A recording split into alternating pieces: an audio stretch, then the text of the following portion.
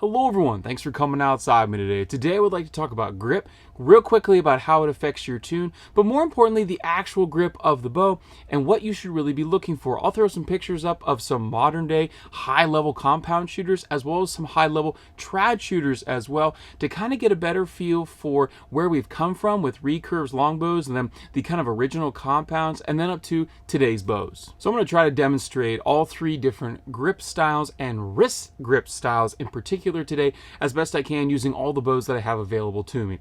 But really quickly, the three types of grip styles and then a little bit of historical background. You have a high wrist grip, which is in the relation of how high your wrist is in compared to the actual hand grip position on the bow. You have a high wrist grip, you have a mid wrist grip, and then you have a low wrist grip. So you notice that the wrist is the pivot point as it pertains to the hand on the bow. High wrist grip, mid wrist grip, low wrist grip. And there are disadvantages and advantages to all three, and in particular, how your bow maps out your wrist position and your grip position, because ultimately this is your major point of contact with the bow. So let's start off with the oldest style, which is a high wrist grip, and I'll use this old Ben Pearson recurve here as an example. You'll notice how much the grip here is bellied out. You really get a very high wrist grip naturally with this recurve riser. It offers you to really push your hand up higher, doesn't really allow you to push down and really get your wrist lower, because then you lose contact with the indent portion here of the grip. So this really forced a high wrist grip, and this was very common with trad archers for many decades, a very high wrist grip. And if you noticed on a lot of today's reflex deflex hybrid longbows that are really pointed out, they're almost like a triangle, and they're not this kind of smoother rounder riser shape. They really are in depth and really deep in the throat. This is known as the throat of the grip here, and really push you into a very high wrist grip situation. The lower you try to move your wrist, the further your hand backs out of the belly and the throat here, and you just don't get that full contact that you want. High wrist grip isn't very common in today's pro shooters. You don't see it a whole lot, and that's because a lot of compound bows aren't really meant to have this real deep belly and this real shallow throat here to really force you to have that high wrist grip. A lot of compounds have a more mid to low grip, although some modern day compound, particularly the guys that have been doing this a long time and have been shooting the older compound style bows that used a grip like this, they might stick with a high wrist grip. So here we have an ancient Martin Jaguar. Yeah, it's seen a few better days, all the cables are snapped, but that's not the point. The point is here, you'll see in this cast riser, you'll see again it has this really deep belly and this really shallow throat, and it really forces you to have a higher wrist grip when you actually grip the bow in order to fire it. It doesn't allow you to really roll your wrist down for a mid to low wrist grip because you lose contact up in here with your thumb and index finger. Now before I continue on here, when I'm talking about this low wrist grip, mid wrist grip, and high wrist grip, you can see this on a lot of the pictures that I'm probably throwing up on the screen here of how people are positioning. Their hand will be in this high wrist, mid wrist, low wrist. You'll see a lot more palm or a lot more back of the hand or into the webbing between the thumb and the index finger. So like I said, with compound bows, you can kind of intermix between a mid wrist grip and a low wrist grip. Now in the case of this Elite Energy 35, as well as my wife's Spirit, which is around the turn of the 2010s, 2010 to 2015 was when these bows were starting to be produced. And if you have any of those older bows like the Hoyt Alpha Max, for example,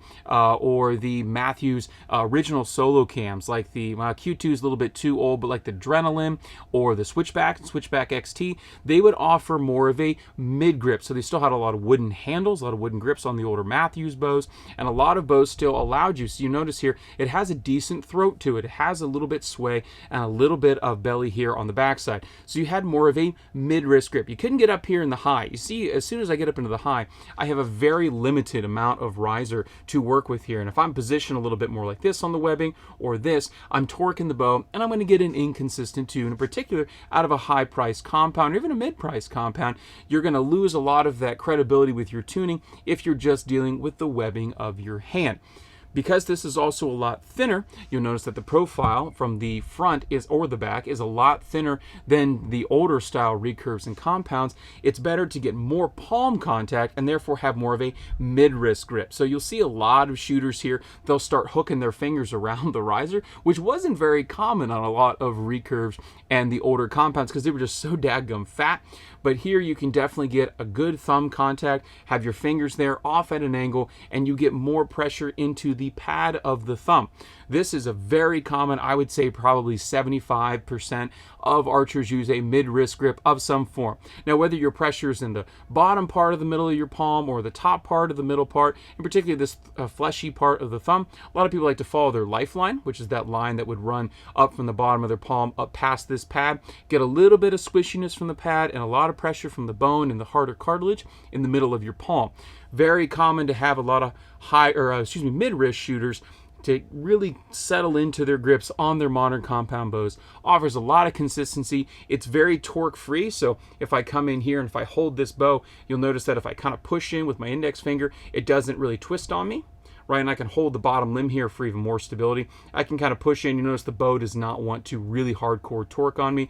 Mid-wrist grips, very common, very comfortable, and very repeatable. So here we have the Elite Result, but it's common on a lot of target and hunting bows these days to keep the grip the same. You'll notice it's very flat. It is much more perpendicular to the ground than it is totally out and swayed up into the belly and into the throat. This really encourages a low wrist grip. So again, high wrist grip, mid wrist grip, low wrist grip. And this low wrist grip puts the most amount of total palm pressure, and it puts the most amount of pressure down towards the heel of your palm. Now it can be a little bit up the palm, but mostly it's clear down to the bottom. Now I personally prefer a low wrist grip. Now it could just be because I have a really long draw length, I got really long gangly arms, 31 inches, and that's just the way I like to grip a bow. I get really far down in here. 90% of the pressure, I would say, is in the bottom half of my palm, with most of it focused in the bone that connects my hand, the palm of my hand, into my wrist. So I'm getting bone on bone on bone contact. So I'll just pull up my hands here. So with a high wrist grip, you get a lot of webbing, pressure up in here, and that gives you a little bit more play. You have a mid wrist grip, puts a lot of pressure right into the center of your palm. Low wrist grip is more down here. So when I'm at full draw, I get a lot of pressure right in the bottom of my palm, pushes into the two bones in my forearm, pushes, and then I have my elbow as my entire shock absorber. The higher you go up, you add a secondary shock absorber, if you will, kind of like on a car, up into the webbing. I don't like that. It's just not a good feel for me. And the way that I like to shoot the modern day compound bows with more of that straighter and straighter handle, a lot like the old English longbows or self bows, which are basically just a straight stick. You don't see a whole lot of people shooting them with a very high wrist grip because there's so much palm area to grip onto the handle, because there's a lot of hand shock with longbows. You actually have to kind of grip the bow a little bit, and having that low wrist grip gets your arm out of the way a little bit more, offers that bend, offers that flex, turns your wrist and turns your elbow out and away from the string. So I really enjoy that low wrist grip. It gives me a lot of firm pressure.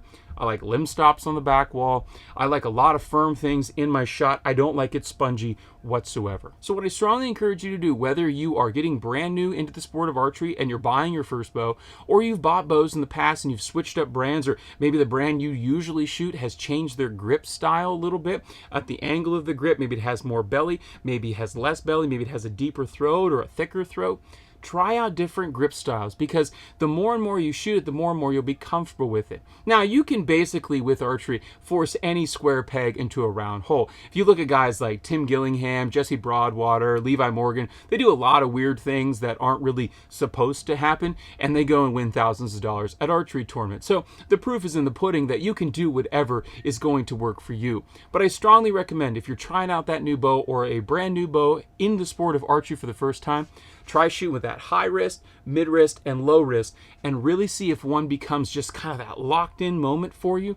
Or if you want to just jump right into paper tuning or bear shaft tuning, try those out and see if it really shortens your tears through paper, becomes very repeatable, very consistent, and you'll enjoy the sport a lot more. Trust me, you will. Your groups will tighten up, your tuning will become a little bit easier, and it's really easy to play with. It's free, it's cheap, it just requires a little bit of your time to try it out. So that's all for this video. If you have any questions on high wrist, mid wrist, or low wrist grips, or torque tuning, or anything else that pertains to the sport of archery and archery hunting, follow the links in the description below. Hit me up on Facebook, Instagram, send me an email, or even leave a comment for everybody. And particularly if you have an experience playing with high wrist, mid wrist, or low wrist, and particularly those of you that have been shooting for a really long time and have done all three styles as bows have changed, or you've switched from trad to compound, please do leave that comment of experience below. I know I like learning about it, and I think others would as well. So I hope you're able to get outside, enjoy the sport of archery hunting if you so choose.